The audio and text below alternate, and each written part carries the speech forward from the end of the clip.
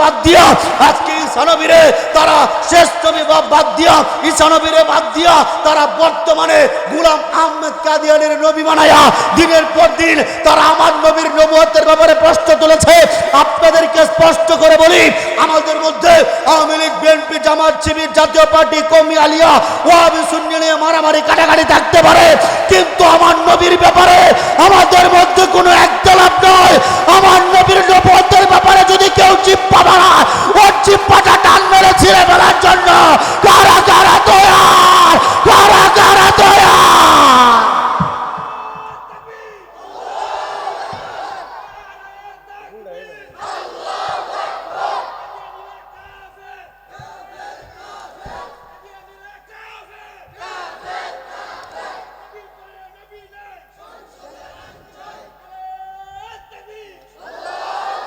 শোনেন, স্পষ্ট মাসালা শোনেন, উলামায়ে কেরামদেরকে জিজ্ঞেস করে মিলিয়ে নেবেন। কাদিয়ানীদেরকে যদি কেউ কাফের না বলে সেও কাফের। কি কথা বুঝতেছেন নাকি আপনারা? কাদিয়ানীদেরকে যদি কেউ কাফের মনে না করে সেও কাফের।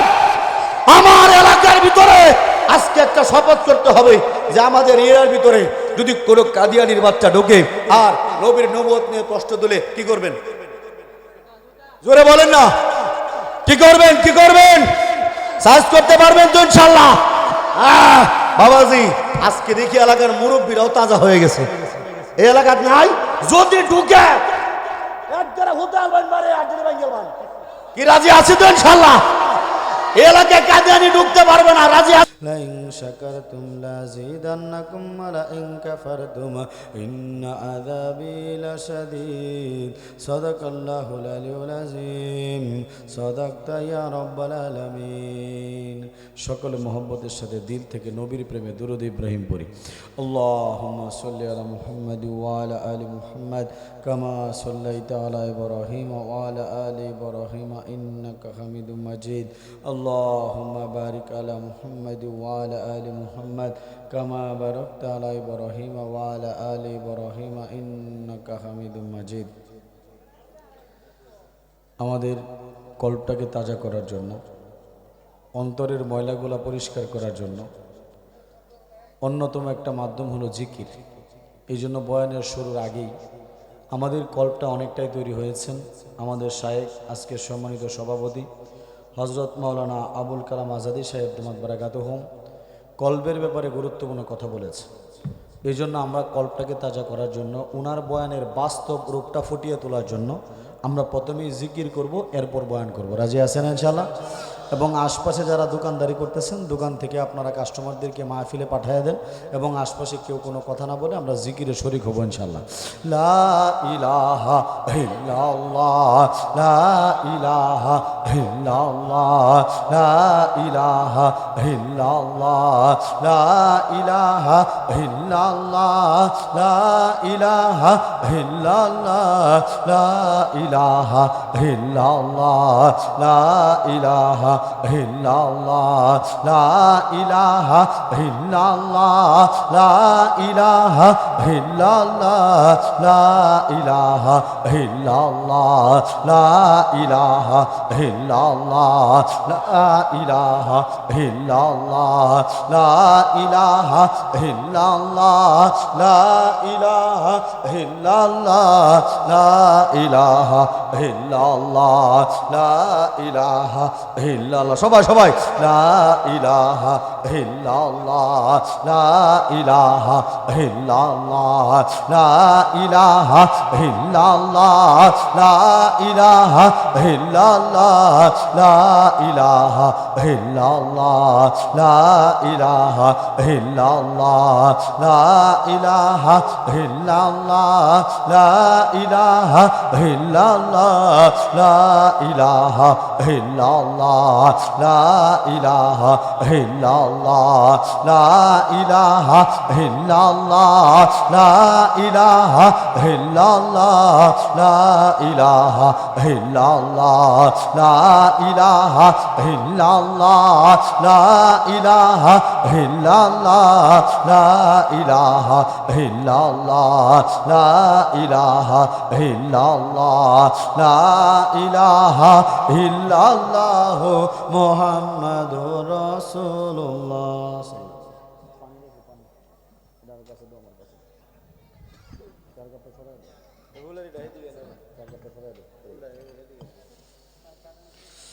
আলহামদুলিল্লাহ, আমার অত্যন্ত মহব্বতের যুব সমাজ, চর ভেলাবাড়ি যুব সমাজ ও বন্ধুমহল ইসলামী সংগঠনের উদ্যোগে আয়োজিত ৪র্থ বার্ষিক ইসলামী মহাসম্মেলন, উক্ত সম্মেলনের পরম শ্রদ্ধাভাজন সম্মানিত সভাপতি, ঐতিহ্যবাহী বৈরাটি গুরুস্থান মাদ্রাসা ঈশ্বরগঞ্জের সম্মানিত মোহতামিম, আধ্যাত্মিক রাহাবার রুহের চিকিৎসক, আমাদের শ্রদ্ধাভাজন মুরব্বী মাতার তাজ হাফেজ মাওলানা আবুল কালাম আজাদি সাহেব দামাত বারাকাতুহুম, এবং আজকের যিনি প্রধান মেহমান, আমার পরে যিনি বয়ান করতে আসবেন, হুবহু আল্লামা মামুনুল হক সাহেবের কণ্ঠের মতো কণ্ঠ, আল্লাহু আকবার, আমাদের মাওলানা তাজউদ্দিন আল হামিদি সাহেব দামাত বারাকাতুহুম। এছাড়াও আমন্ত্রিত মেহমানবৃন্দ, উপস্থিত আমার মুসলমানদের পরম শ্রদ্ধাভাজন, জাতির রাহাবার, আম মুসলমানের মাতৃতুল্য মহামূল্যবান ওলামায়ে কেরাম, তাবলিগ জামাতের 1 চিল্লা 2 চিল্লা 3 চিল্লার মেহনতি দায়ী ভাইয়েরা, যারা রোদে পড়ে বৃষ্টিতে ভিজে শীতের মধ্যে কষ্ট করে, অনেকে বৃদ্ধ মুরব্বী মানুষ, তবু একটা বোঝাকে কাঁধে নিয়ে দিনের পর দিন মানুষের দ্বারে দ্বারে ঘুরে বেড়ায়, মসজিদে মসজিদে ঘুরে বেড়ায়, গাস্ত করে বেড়ায়। উদ্দেশ্যটা কি? তাবলিগের ভাইয়েরা এই যে কাজ করে, উদ্দেশ্যটা কি? আমার যতটুকু আমি দেখেছি, মুসলমান হওয়ার পর থেকে দেখতেছি, তাবলিগ জামাতের ভাইদের মূল উদ্দেশ্য হলো বেনামাজি মানুষগুলো যেন নামাজি হয়। কি কথা বলেন ঠিক কিনা? দাড়ি ছাড়া মানুষগুলো যেন দাড়িওয়ালা হয়, বেপর্দানশীল পরিবারগুলো যেন পর্দায় ওঠে, হারাম পথ ছেড়ে মানুষ যেন হালাল পথে আসে। কথা বলেন ঠিক কিনা? এই জন্য অত্যন্ত পরিশ্রম করে যাচ্ছেন আমার তাবলিগের ভাইয়ারা। আমরা দোয়া করি এই জামাতকে আল্লাহ কবুল করেন, সকলে বলেন আমিন। হক্কানি পীর মাশায়েখের মুরিদবৃন্দ, আশিকিন জাকিরিন শাকিরিন বৃন্দ, উপস্থিত আমার বড় ভাই তুল্য পিতৃতুল্য মুরব্বিয়ানে আজম, ইসলাম প্রিয় যুবক ভাইয়েরা, যাদের কথা না বললেই নয়। আমরা গত 2 দিন যাবৎ দেখতেছি আমাদের দেশের মধ্যে ভারত বাংলা সহ হিন্দুদের কালী পূজা শুরু হয়েছে। আর এই কালী পূজা ত্রিশালও বিভিন্ন জায়গায় কালী পূজা হয়। এই কালী পূজার মধ্যে অত্যন্ত দুঃখের ব্যাপার হলো অসংখ্য মুসলমানের সন্তানেরা এই জায়গার মধ্যে গিয়ে বীর জমিয়েছে। কথা বলেন ঠিক কিনা? মুরব্বীরা বারবার নিষেধ দেওয়ার পরেও আমরা দেখেছি শতকরা একটা পূজার মধ্যে 100%-এর মধ্যে 80% মুসলমানের বাচ্চা গিয়ে হাজির হয়। এক ভাগ ওইদিকে আছে, আর এক ভাগ ইসলামের সঙ্গে কিছু যুবক আছে, এরা ওই সমস্ত পূজার মধ্যে যায় না। এরা তাবলিগের সাথে থাকতে চায়, হক্কানি পীরের সাথে থাকতে চায়, ওলামায়ে কেরামের সহবতে থাকতে চায়, মাহফিলে আসতে চায়। এরকম যুবক আপনাদের এলাকায় আছে না নাই? এখন আপনারা বলেন, এই 2 ধরনের যুবক কি এক? যারা পূজায় যায় আর যারা মাহফিলে আসে, এই 2 ধরনের যুবক কি এক না আলাদা? কিন্তু আমাদের সমাজে কি জানেন? আমাদের সমাজে যে সমস্ত মুসলমানের বাচ্চারা বাতিলের সঙ্গে, দালালের সঙ্গে, এদেরকে বলে সঙ্গী। আর ইসলামের পক্ষে কথা বললেই, দাড়ি টুপি রাখলেই আমাদেরকে বলা হয় জঙ্গি। কি বলেন? কথা ঠিক না বেঠে? দেখেন, তাদেরকে বলে সঙ্গী, তাদের সঙ্গে, আর ইসলামের পক্ষে কথা বললে আমাদেরকে বলা হয় জঙ্গি। এগুলা বলে বলে বলে বলে বলে বলে ইসলাম থেকে আমার যুব সমাজটাকে ধীরে ধীরে দূরে সরানোর যে অপচেষ্টা পায়চারা করা হচ্ছে, আল্লাহর কসম করে বলি, এই সমস্ত অপচেষ্টা করে কোনো লাভ নাই। সামনে মুসলমান যুবকেরা, ওরা কোরআন সুন্নাহর আলোকে দেশ চালানোর জন্য এক একটা যুবক তৈরি হচ্ছে ইনশাআল্লাহ, তৈরি হচ্ছে ইনশাআল্লাহ। জোরে বলেন, কথা ঠিক কিনা? আল্লাহু আকবার। এরকম বাগা বাগা যুবকগুলা এলাকায় আছে না মারা গেছে? জোরে বলেন, আছে না মারা গেছে? এলাকার বাগা বাগা মুসলমান কি আছে না মারা গেছে? তাহলে চিৎকার করে বলেন দেখি আল্লাহু আকবার। আরো জোরে, আরো জোরে আল্লাহু আকবার। মাশাআল্লাহ, মাশাআল্লাহ। এলাকার সাহসী লোকটি দিলে এখনো জিন্দা আছে। আল্লাহ তুমি কবুল করো, সকলে বলেন আমিন। মাইকের আওয়াজ গলা টানে, মঞ্চের দিকে একটু বাড়ায় দেব, যা আছে। হ্যাঁ, আমার কানে যেতে আওয়াজটা ঠিক মতো লাগে। আল্লাহু আকবার। জোরে বলেন দেখি আল্লাহু আকবার। আরো জোরে, আরো জোরে আল্লাহু আকবার। কচিকাচার দল, পর্দার আড়ালে সমন্বিত দিনদার পরহেজগার মা বোনেরা, সর্বপ্রথম আমরা শুকরিয়া আদায় করব সেই মহান আল্লাহ রাব্বুল আলামিনের, যে মালিক আমাদের দয়া করে মায়া করে 800 কোটি মানুষের ভিতর থেকে 200 কোটি জান্নাতি মুসলমানদের অন্তর্ভুক্ত করে আজকে গুণামুক্ত একটা পরিবেশে যে মালিক আমাদের বসে আছেন, সেই মালিকের দরবারে শুকরিয়া আদায় করার জন্য প্রত্যেকটা ব্যক্তি দিল থেকে বলি আলহামদুলিল্লাহ। এরই সাথে শত কোটি দুরূদ ও সালাম পেশ করছি আপনার আমার প্রত্যেকটা মুসলমানের কলিজার টুকরা হৃদয়ের স্পন্দন আখির জমানার পয়গম্বর হযরত মুহাম্মদ সাল্লাল্লাহু আলাইহি ওয়াসাল্লামের উপর। পাশাপাশি এটা তো নান্দাইল পড়ছে না, নান্দাইল এটা হলো আমার মামার বাড়ি, আমার নানার বাড়ি হলো বুইয়াপাড়া, আমার আপন মামার বাড়ি সুশীল বিজয় রতন, ওনারা আমার আপন 3 মামা, ওনারা এখনও জীবিত আছে কিন্তু ওনাদের বাড়িতে আমাকে যেতে দেয় না। আমি ওনাদের ভাগ্নে, কিন্তু আমি মুসলমান, ওনারা হিন্দু হওয়ার কারণে আমাকে যেতে দেয় না। আমার মামার বাড়ি এলাকায় চলে আসছি, নানার বাড়ি এলাকা। তো এই এলাকায় যারা আছেন আমার নানার গোষ্ঠীরা এখনও আছেন, ত্রিশাল বালিপাড়ায় অনেক হিন্দু ভাইয়েরা আছেন, আছে না? মাইক দিয়ে শোনা যায় এরকম হিন্দু পাড়া আছে না নাই? অনেক দূর দূরান্ত থেকে, আবার আমার নাম শুনলে তো অনেক দূর থেকেও হিন্দু ভাইয়েরা চলে আসে।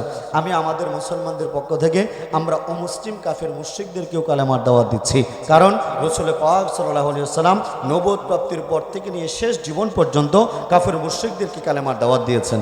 পূর্ববর্তী যত নবীগণ দুনিয়াতে এসেছেন সকলের মূল কাজ ছিল দাওয়াত, এরপর ছিল জিহাদ। কি কথা বলেন ঠিক কিনা? আপনি যদি আমাদের ভারতবর্ষের দিকে তাকান, শাহ জালাল রহমতুল্লাহ আলাই, শাহ পরান রহমতুল্লাহ আলাই, শাহ মাকদুম রহমতুল্লাহ আলাই আমাদের নেত্রকোনার মদনপুরে মাটিতে শুয়ে আছেন, শাহ সুলতান কমরউদ্দিন রুমি রহমতুল্লাহ আলাই, খাজা মাইনুদ্দিন চিশতি রহমতুল্লাহ আলাই, বড়পীর আব্দুল কাদের জিলানী রহমতুল্লাহ আলাই, বাইজুদ বুস্তামি রহমতুল্লাহ আলাই। এই প্রত্যেকটা আল্লাহর ওলির মূল মিশন ছিল, মূল কাজ ছিল কাফের মুশরিকদের কালেমার দাওয়াত দেওয়া। এই কাজের একজন সাথী হিসেবে আমি আপনাদের মধ্যে বসেছি এবং আপনাদের দোয়া নেওয়ার জন্য বলছি। আমি অদমের এই হাতে এখন পর্যন্ত প্রায় 720 জনের উপরে হিন্দু বৌদ্ধ খ্রিস্টান ভাই কালেমা পড়ে মুসলমান হয়েছে। কি এতে আপনারা খুশি না বেজার? জোরে বলেন না, খুশি না বেজার? কিন্তু দাদারা খুশি না, দিদিরা খুশি না, মাসিমারা খুশি না, ঠাকুরমারা খুশি না, এদের খুব মন খারাপ। আমার কাছে মানুষ কেন কালেমা পড়ে এই জন্য খুব মন খারাপ। এই জন্য ঢুকিয়ে দিয়েছিল হেফাজতের মামলায় জেলখানায়, মনে করেছিল অশেখ বিলারে আটকাইছি, জেলখানার ভিতরে এখন আর কালেমা পড়াবি কেমনে। আলহামদুলিল্লাহ, এটাও বাংলার ইতিহাস, এই রেকর্ড এখনো বাংলাদেশে কেউ ভাঙতে পারে নাই। আমি অদমের হাতে হাত রেখে জেলখানার ভিতরেও 11 জন হিন্দু আসামি কালেমা পড়ে মুসলমান হয়ে গিয়েছে। কি আপনারা খুশি না বেজার? কিন্তু দাদারা, দিদিরা, মাসিমারা খুশি না, মন খারাপ। এর মধ্যে মন খারাপের অন্যতম একটা কারণ আছে। আজকে আপনাদের এলাকায় যে আমি আসছি, আমি তো নান্দালের বাইক না, আগে ছিলাম একা, এখন আমাদের মামার বাড়ির গোষ্ঠীরা খুব মারাত্মক মন খারাপ করছে। বলতে পারেন কেন? কারণ আমাদের এলাকার মন্দিরের যিনি সভাপতি, হিন্দুদের মন্দিরের যিনি সভাপতি, উনি আমার মেজো ভাই, নাম হলো কানন বাবু। আজকে ওনাকে আপনাদের মাহফিলে নিয়ে আসছি। কি দেখবেন নাকি ভাই? একটু দাঁড়ান। আল্লাহু আকবার, নারায়ে তাকবীর। অর্থাৎ এখন আপনাদের এলাকার আরেক বাইক না, কানন বাবু, উনি ছিলেন মন্দিরের সভাপতি, আমার কলিজার টুকরা বড় ভাই। আল্লাহু আকবার, উনি কালেমা পড়ে মুসলমান হয়ে গিয়েছে। জোরে বলেন না সুবহানাল্লাহ। কি আপনারা খুশি না বেজার? আরো সুসংবাদ আছে। আমি মনে করি এটা নান্দাইলবাসীর জন্য সবচেয়ে বড় সুসংবাদ। আপনারা হয়তো অনেকে জানেন, অনেকে জানেন না। আপনাদের নান্দাইলের মেয়ে হলো আমার জন্মদাত্রী মা, আমার গর্ভধারিণী মা। উনি হলেন হিন্দুদের বৈষ্ণব সন্ন্যাসী। উনি এমন বৈষ্ণব, নিরামিষ বুঝি। 80 বছরের উপরে উনি শুধু নিরামিষ খায়। 85 বছর বয়সের মানুষ। উনি হলো হিন্দুদের বিরাট বড় পণ্ডিত, বিরাট বড় গুরু। আমার মা আপনাদের এলাকার মেয়ে পুশিরানী গুসাই তার নাম। উনার পায়ের মধ্যে হিন্দুরা সেজদা দেয়, নাউজুবিল্লাহ বলেন না। উনার পা ধুয়ে হিন্দুরা পানি খায়। এখন বুঝুন কত বড় ধর্মীয় গুরু। ওই আপনাদের এলাকার মেয়ের সাথে আমার দীর্ঘ 12 বছর ডিবেট হয়েছে। 12 বছর আমরা তর্ক বিতর্ক করেছি, দাওয়াত দিয়েছি, বারবার আমাকে তাড়িয়ে দিয়েছে, আবার গিয়েছি। আপনারা শুনলে খুশি হবেন, সমস্ত হিন্দুদের মন খারাপ করে দিয়ে ওই হিন্দুদের সবচেয়ে বড় ধর্মগুরু, আমাদের নেত্রকোনার মধ্যে সবচেয়ে বড় পণ্ডিত, আপনাদের এলাকারই মেয়ে কুশিরানী গোসাই। আলহামদুলিল্লাহ, আলহামদুলিল্লাহ, এই হাতে হাত রেখে আপনাদের এলাকার সেই বৃদ্ধা মেয়েটা, সেই সন্ন্যাসী মা, আলহামদুলিল্লাহ আমার মা গত 1 বছর আগে আমি অদমের এই হাতে হাত রেখে কালেমা পড়ে মুসলমান হয়ে গিয়েছে। গত বছরের আগের বছর আপনাদের এলাকায় আসছিলাম, মনে আছে আপনাদের? আপনাদেরকে নিয়ে দোয়া করে মায়ের হেদায়েতের জন্য কেঁদেছিলাম। আপনাদের দোয়া আল্লাহ কবুল করেছেন। আলহামদুলিল্লাহ, আমার মা এখন মুসলমান, 5 ওয়াক্ত নামাজি হয়েছে। জোরে বলেন না আলহামদুলিল্লাহ। কে বাবা, যে হাতে আপনারা খুশি না বেজার? জোরে বলেন খুশি না বেজার? কিন্তু দাদারা, দিদিরা, বৌদিরা, মাসিমা, ঠাম্মারা, এরা কেউ খুশি না। কথা বলেন ঠিক কিনা? আরো মন খারাপ, আরো মন খারাপের কারণ আছে। বলতে পারেন কি কারণ? এই অক্টোবর মাসের 2 তারিখে হিন্দুদের 5 জন ভগবান মারা গেছে। কয়জন? অনেকে আমার দিকে তাকায় রয়েছে, ঘটনা কি অসুবিল্লা বলে কি ভগবান নাকি 5 জন মারা গেছে, আসলেই মারা গেছে। আপনারা কি ঘুমায় পড়ছেন নাকি? বৃষ্টির মধ্যে কি ঘুম ভাব চলে আসছে না তাজা আছেন এখনো? আসেন একটু জানায় দিয়ে এলাকায় ভগবান মারা গেছে কয়জন? জোরে বলেন কয়জন? আর জোরে তালে তালে তাল মিলাইয়া জোরসে বলো মইরা গেছে ভগবান কয়জন? অনেকে এখনো বুঝছে না ঘটনা নাকি ভগবান মরল কেমনে। আমি আপনাদেরকে বোঝাই দিচ্ছি। কিছুদিন আগে আপনাদের আশপাশ এলাকা আমার মামুর বাড়ির লোকেরা সহ বিশাল একটা পূজা করছিল 10 হাতি দুর্গার, মনে আছে মুরব্বী? 10 হাতি দুর্গার পূজা করেছিল না? দুর্গার পাশে ছিল তার মেয়ে লক্ষ্মী, কয়জন হলো? 2 জন। লক্ষ্মীর পাশে ছিল তার বোন সরস্বতী, 3 জন। তার পাশে ছিল হিন্দুদের আনমেরিড ভগবান বাবা কার্তিক, হয়ে গেল 4 জন। এর পাশে ছিল হিন্দুদের আত্মিমার্কা ভগবান বাবা গণেশ, কয়জন হইল? 5 জন। এই 5 জন ভগবান মারা গেছে।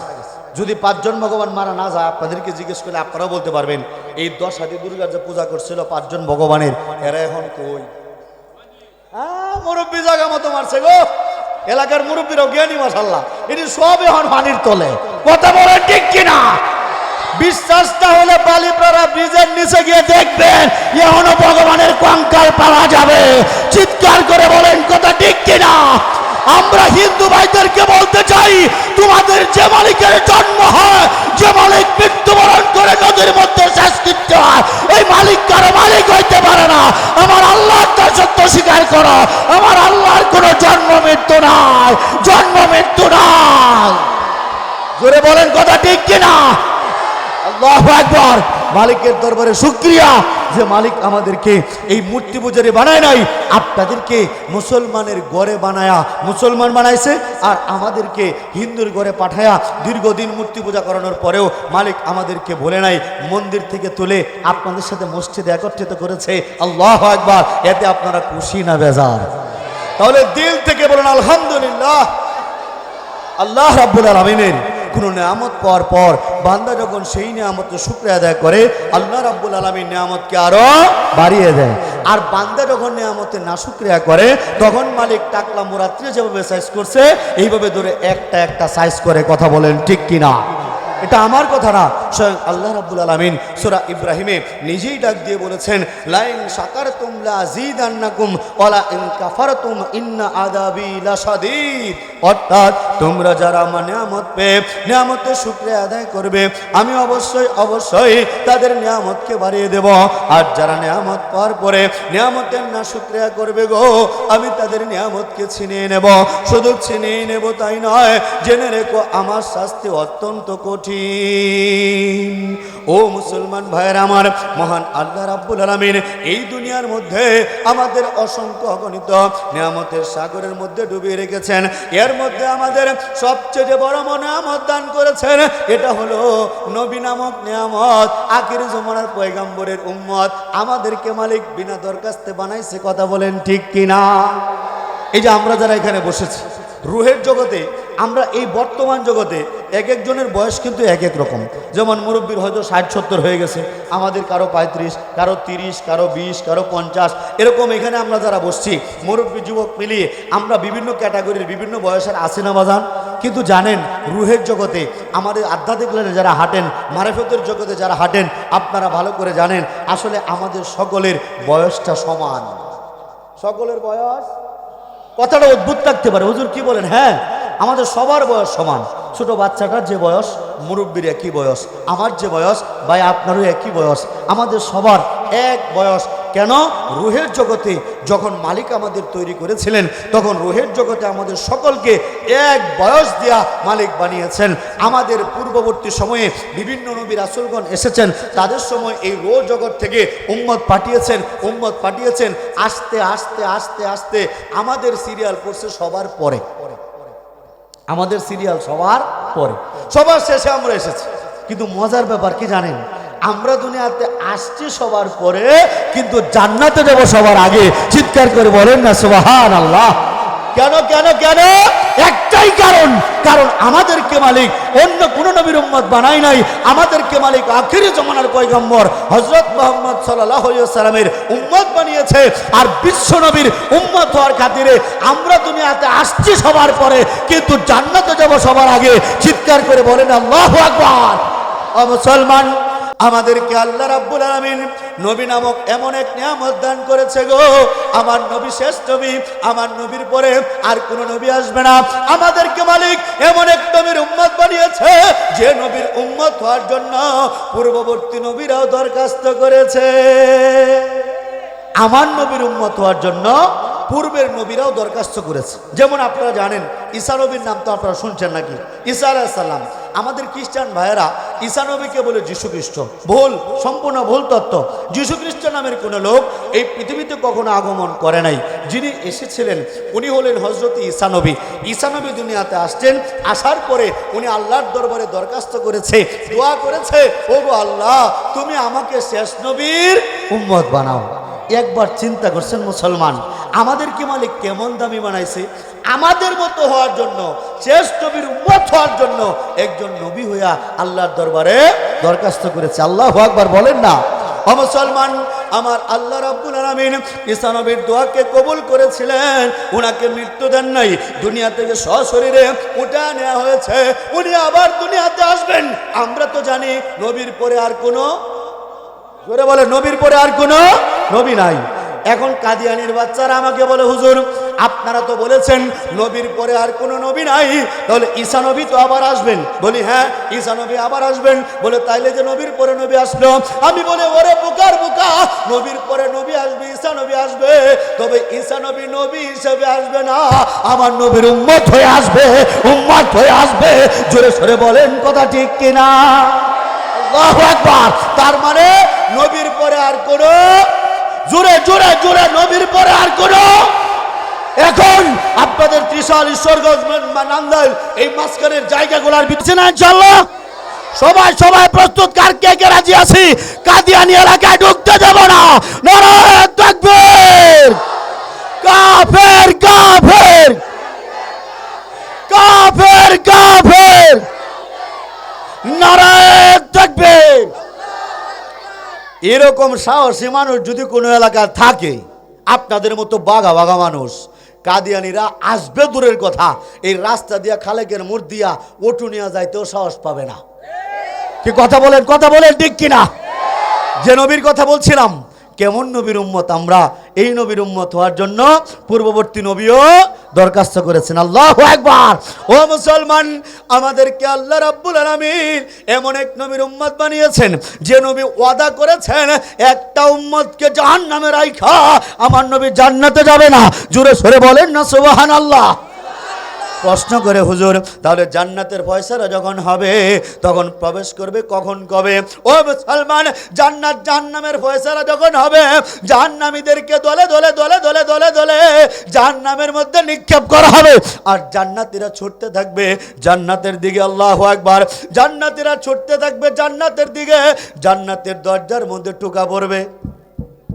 জান্নাতের দারোয়ান দরজা খুলে জিজ্ঞেস করবে, আপনি কে? উত্তর আসবে, আমি মুহাম্মদুর রাসূলুল্লাহ। সকলে পড়েন না সাল্লাল্লাহু আলাইহি ওয়াসাল্লাম। ও মুসলমান, জান্নাতের দারোয়ান দরজা খুলে যখন আমার শেষ নবীকে দেখবে গো, আমার কলিজার টুকরা নবীকে দেখবে, ওই জান্নাতের দারোয়ান চিৎকার করে বলবে, ও গো আল্লাহর শেষ নবী, আমার আল্লাহ যখন আমারে বানাইছে আর আমাকে যখন এই জান্নাতের দারোয়ান নিযুক্ত করেছে, আমার আল্লাহ আমাকে বলে দিয়েছে আমি যেন জান্নাতের দরজাটা প্রথম আপনার জন্য খুলি, আপনার জন্য খুলি, আপনার জন্য খুলি। জোরে সরে বলেন না সুবহানাল্লাহ। আমার মন কাঁদে রে, আমার প্রাণ কাঁদে রে, কোথায় গেলে পাবো প্রিয় নবীজি রে। আমার মন কাঁদে রে, প্রাণ কাঁদে রে, কোথায় গেলে পাবো প্রিয় নবীজি রে। আমি দেখিনি কোনো দিন, শুনেছি শুধু তুমি যে ছিলে বড় আপন প্রভুর, আমার মন কাঁদে রে, আমার প্রাণ কাঁদে রে, কোথায় গেলে পাবো প্রিয় নবীজিরে। আল্লাহু আকবার। এই মুসলমান, নবীজিরে পাইতে মনটা চায়, জোরে বলে না, নবীজিরে পাইতে মনটা চায়। নবীজিরে যদি কেউ পেয়ে যায়, সে পেয়ে যাবে আল্লাহকে। আল্লাহ স্বয়ং বলে দিয়েছেন, যদি কেউ আমাকে পাইতে চাও অনুসরণ করে আমার নবীরে। কি কথা বলেন ঠিক কিনা? অর্থাৎ আপনারা যদি আল্লাহকে পাইতে চান, অনুসরণ করতে হবে আল্লাহর নবীকে। আর যে ব্যক্তি আল্লাহর নবীকে অনুসরণ করবে, আল্লাহর নবীর মতো করে চলবে, সে পাবে আল্লাহর নবীকে। আর যে ব্যক্তি বিধর্মীদের অনুসরণ করবে, বিধর্মীদের অনুসরণ করে তাদের কৃষ্টি কালচারে চলবে, তারা পাবে তাকে। মনে রাখতে হবে, দুনিয়াতে যার সাথে যার মহব্বত, তার সাথে হাসর নাসর কেয়ামত। কথা বলেন ঠিক কিনা? নবীকে ভালোবাসার একটা মানদণ্ড আছে। আপনি কি নবীকে ভালোবাসেন কি বাসেন না, এটার উপর নির্ভর করে আপনি মমিন কি মমিন না। বলতে পারেন কেমনে? যদি আপনি মমিন হন, মমিনের বৈশিষ্ট্য হলো এই, সে তার পিতামাতার চাইতে, বিবি বাচ্চার চাইতে, আত্মীয় স্বজনের চাইতে, এমনকি নিজের জীবনের চাইতে আল্লাহ এবং আল্লাহর নবীকে বেশি ভালোবাসে। সুবহানাল্লাহ বলেন না? মুসলমান, হযরতে ওমর বিন খাত্তাব রাদিয়াল্লাহু তাআলা আনহু হুজুরের দরবারে এসে হাঁটু গেড়ে বসে নবীজির হাতে হাত রেখে বলতেছে, ইয়া রাসূলুল্লাহ, ইয়া হাবিবাল্লাহ, আমি আপনাকে আমার বিবি বাচ্চার চাইতে বেশি ভালোবাসি, আমি আপনাকে আমার পিতামাতার চাইতে বেশি ভালোবাসি, আমি আপনাকে আমার সন্তান সম্পত্তির চাইতে বেশি ভালোবাসি, আমি আপনাকে আমার সমস্ত কিছুর চাইতে বেশি ভালোবাসি, কিন্তু ইয়া রাসূলুল্লাহ, এখনো পর্যন্ত আমি আপনাকে আমার নিজের জীবনের চাইতে বেশি ভালোবাসতে পারি নাই। এই কথা বলার সাথে সাথে আল্লাহর নবী বলতেছে, হে ওমর, তুমি এখনো মুমিন হতে পারো নাই। হযরত ওমর বিন খাত্তাব রাদিয়াল্লাহু তাআলা আনহু, উনার ব্যাপারে রাসূল কেমন কথা বললেন যে ওমর নাকি এখনো মুমিন হতে পারেন নাই। অথচ এই ওমর রাদিয়াল্লাহু তাআলা আনহু, উনি তো এমন একজন ব্যক্তি গো, উনি দুনিয়াতে থেকে জান্নাতের সুসংবাদ পেয়েছেন। কথা বলেন ঠিক কিনা? এই ওমর বিন খাত্তাব রাদিয়াল্লাহু তাআলা আনহু যে পথ দিয়ে হাইটা যাইতো গো, শয়তান 15 দিন পর্যন্ত ওই পথ দিয়া হেঁটে যাওয়ার সাহস পাইতো না। সেই ওমরের ব্যাপারে আল্লাহর নবী বলতেছে, হে ওমর, তুমি এখনো মুমিন হতে পারো নাই। ওমর বিন খাত্তাব রাদিয়াল্লাহু তাআলা আনহু চোখটা আরেকটু বন্ধ করে আরেকটু গভীর চিন্তা করে বলতেছে, ইয়া রাসূলুল্লাহ, ইয়া হাবিবাল্লাহ, এই মুহূর্ত থেকে আমি আপনাকে আমার নিজের জীবনের চাইতে বেশি ভালোবেসে ফেলেছি। আল্লাহু আকবার। ও মুসলমান, এই কথা বলার সাথে সাথে আল্লাহর নবী বলতেছে, হে ওমর, তুমি এই মাত্র মুমিন হলে। সুবহানাল্লাহ। এখন আপনাদের কাছে আমার প্রশ্ন, আপনি মুমিন কিনা, আসলে আপনি মুসলমান কিনা, এটার মানদণ্ড তো আপনার কাছে আছে। আজকে রাত্রিবেলা আপনি ঘরে গিয়ে চোখটা বন্ধ করে শোবেন, শোয়ার পরে চিন্তা করবেন, আচ্ছা আমি কি আমার পাশে শুয়ে থাকা বিবির চাইতে আল্লাহর নবীকে বেশি ভালোবাসি? আচ্ছা আমি কি আমার পিতামাতার চাইতে নবীকে বেশি ভালোবাসি? আমি কি আমার দোকানের চাইতে, আমার জমিনের চাইতে আল্লাহ রসুলকে বেশি ভালোবাসি? চোখটা বন্ধ করে চিন্তা করবেন, আচ্ছা আমি কি আমার নিজের জীবনের চাইতে নবীকে বেশি ভালোবাসি?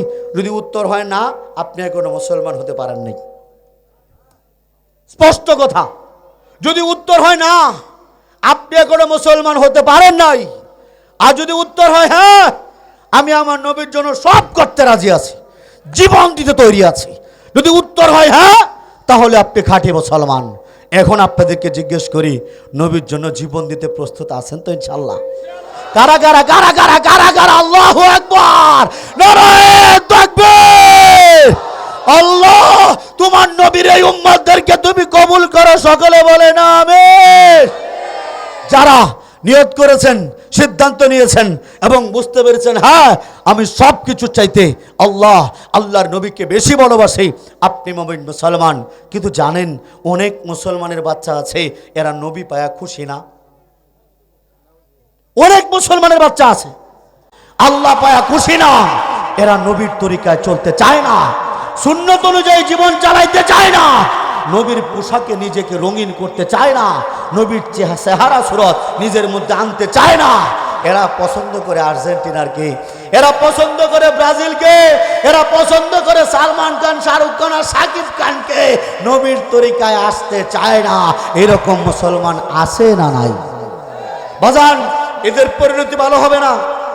আমি বলে দিচ্ছি, আপনি লিখে রাখেন, যারা ইসলাম পায়, আল্লাহ পায়, নবী পায়, কোরআন পায় খুশি না, কোরআন অনুযায়ী জীবন চালাতে চায় না, কোরআনের আইন দিয়া যারা রাষ্ট্র পরিচালনা করতে চায় না, এদের পরিণতি ভালো হবে না। বাজান, একটা উদাহরণ দিলে আপনাদের কাছে অনেকটা ক্লিয়ার হয়ে যাবে। কয়েকদিন আগে, কয়েক বছর আগে সৌদি আরবে এক বড় হুজুর মারা গেছে। হুজুরের টাইটেলগুলো শুনেন, হুজুর হাফেজ, মাওলানা, মুফতি, সাইকুল হাদিস, বিরাট বড় পীর সাহেব, 5 ওয়াক্ত নামাজি, তাহাজ্জুদ গুজার মানুষ, বিশাল জুব্বা পরে, বিশাল পাগড়ি, লম্বা দাড়ি, সুন্দর চেহারার মানুষ। এই হুজুর, উনি সৌদি আরবের বিরাট বড় হুজুর, উনি মারা গেছেন। কি হয়েছেন? মারা গিয়েছে। উনাকে দাফন করা হয়েছে মদিনায়, মদিনার মাটিতে। যারা মদিনার আশেক আছেন, আশেকে রসুল যারা আছেন, আপনারা তো কেমন বুঝতেই পারতেছেন। মদিনার মাটিতে ঘুমাইতে পারা, মৃত্যুর পরে নবীর দেশে ঘুমাইতে পারা, আপনাদের দিলের ভিতরে তামান্না আছে না নাই? কার কার আছে একটু হাতটা তুলবেন, আমি আপনার জন্য দোয়া করবো। আল্লাহ, আল্লাহ এই মানুষগুলো মরার পরে নবীর সাথে নবীর দেশে ঘুমাইতে চায়। আল্লাহ তুমি কবুল করো। প্রত্যেকের লাশটা আল্লাহ তুমি মদিনায় দাফনের ব্যবস্থা করে দাও। সকলে বলেন আমিন। বড় হুজুর মারা গেছে, ভালো করে শুনবেন, জীবন পরিবর্তন হয়ে যাবে ইনশাআল্লাহ। বড় হুজুর মারা গিয়েছে, ওনাকে দাফন করা হয়েছে মদিনায়। মদিনার মাটিতে ঘুমাইতে পারা, মদিনার মাটিতে কবরস্থ হওয়া, এটা প্রত্যেকটা মদিনার পাগলের একটা স্বপ্ন থাকে। আল্লাহু আকবার। হুজুর মারা গেছেন, প্রায় 3 বছরের উপরে হয়ে গিয়েছে। সকলে চিন্তা করলো, হুজুর যে মারা গেছে, এই জায়গার ভিতরে এই 3 বছর পরে আরেকজন লোক মারা গেছে। সৌদি আরবে একটা নিয়ম আছে, যখন কোনো লোক মারা যায় 2-3 বছর পর অনুমান করা হয় যে ওনার লাশটা কবরের সাথে, মাটির সাথে মিশে গিয়েছে। তখন একই কবরের ভিতরে ওই জায়গাটা করে নতুন আরেকজনকে দাফন করা হয়। এটা মুরব্বীরা অনেকেই হয়তো শুনছেন। যেমন আমাদের বড় বড় যে আজমপুর গুরুস্থান সহ বড় বড় যে কবরস্থানগুলো আছে, এগুলোর মধ্যে কিন্তু এরকম হয় যে অনেক বছরের পুরাতন লাশ, একই তো গুরুস্থান, এইটা কবরটা করে যখন দেখে ভিতরে কিছু নাই, নতুন আরেকটা লোককে দাফন করা হয়। এটাই তো নিয়ম। তো হুজুরের কবরটা করতেছে। আচ্ছা, আমি যেখানে বসছি আশপাশে গুরুস্থান আছে বাবা? আশপাশে কবরস্থান আছে? কোন পাশে আছে? এই পাশে আছে না এই পাশে আছে? আল্লাহ তুমি সমস্ত কবরবাসীদের মাফ করে দাও, বলেন আমিন। বাজান, এখানে অনেকের বাবার কবর আছে, অনেকের মায়ের কবর আছে, অনেকের দাদা, অনেকের দাদি মারা গেছে, 5 বছর 10 বছর আগে মারা গেছে। আচ্ছা, আপনাদের কি মনে হয় এখন যদি কবরটা করা হয়, ওইখানে কি লাশ পাওয়া যাবে? 5 বছর 10 বছর আগে যারা মারা গেছে লাশ পাওয়া যাবে? কিন্তু বিশ্বাস করেন, আমার বিশ্বাস, আল্লাহর ওলি যারা আছেন, যারা প্রকৃত অর্থে আল্লাহর ওলি ছিলেন, যারা কোনোদিন গাঁজা খায় নাই, যারা কোনোদিন গান বাজনা করে নাই, যারা কোনোদিন ডোল বাজায় নাই, যারা কোনোদিন সেজদা নেয় নাই, যারা কোনোদিন নারীদের সাথে বেপর্দা হয়ে ঘুরে নাই, এরকম আল্লাহর ওলি যারা আছে, শাহজারা, শাহপরান, শাহ সুলতান কমরুদ্দিন, রবি রহমতুল্লাহ আলাই, কাজী বানুদ্দিন চিশতি, বড় পীর আব্দুল কাদের জিলানী, আমার বিশ্বাস যে আল্লাহর ওলিদের লাশটা কবরের ভিতরে এখনো টাটকা। সুবহানাল্লাহ বলেন না? আরে এটা কেন বললাম শোনেন। রংপুর কুড়িগ্রাম এলাকার গুগু মুন্সি নামের একটা লোক, এই লোকটা সারাদিন জিকির করত। বৃদ্ধ মানুষ, মুরব্বী মানুষ, জিকির করতে করতে মারা গেছে। উনি মারা গেছে কুড়িগ্রামে, ওনাকে দাফন করা হয়েছে নদীর তীরে গুরুস্থানে। ওনার মৃত্যুর 10টা বছর পরে ওই কুড়িগ্রামে যখন বন্যা হইল গো, ওই বন্যার পানিতে অনেকগুলা কবর ভেঙে গিয়েছে। সকল মানুষ লক্ষ্য করে দেখেছে, এই যে গুগু মুন্সির কবরটা 10 বছর আগে যাকে দাফন করা হয়েছিল, এই বন্যার পানিতে গুগু মুন্সির কবরটা, ওই কবরটা ভেঙে যখন লাশটা বের হয়ে আসছে গো, 10 বছরের পুরাতন গুগু মুন্সির লাশ, বাজান উনি তো তাজা তাজা তাজা, ওনার কাফনের কাপড় পর্যন্ত তাজা। জোরে সরে বলেন আল্লাহু আকবার। ও মুসলমান, সুতরাং আপনাকে এমন ভাবে গঠন করতে হবে গো। আরে যদি আপনি আল্লাহর ওলি হইতে পারেন, যদি ইসলাম প্রচারক হইতে পারেন, যদি আল্লাহ আপনাকে কবুল করে ফেলে,